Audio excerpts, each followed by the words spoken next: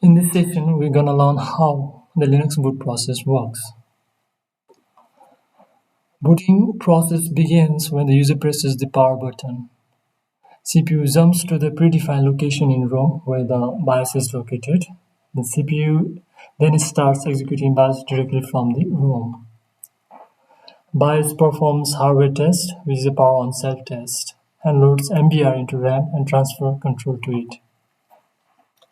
MBR is a 512 bytes image containing primary bootloader in its first 446 bytes. It also contains 64 bytes partition table, 4 partition of which 16 bytes. It ends with 2 bytes magic number for validation check of MBR. MBR then transfer control to primary bootloader. Primary bootloader finds and loads secondary bootloader by looking through the partition table for an active partition.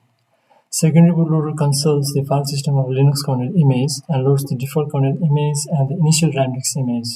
Secondary bootloader invokes the kernel image.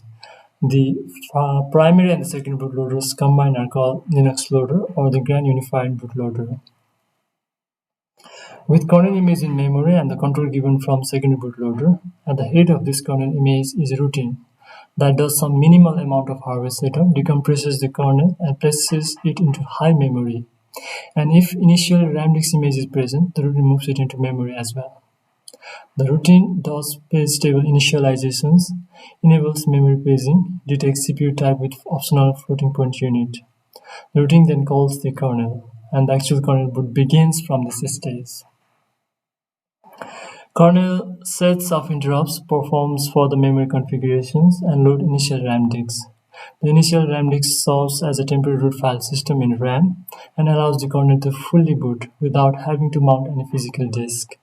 After kernel is booted, the root file system is pivoted, where the initial root file system is unmounted and the real root file system is mounted.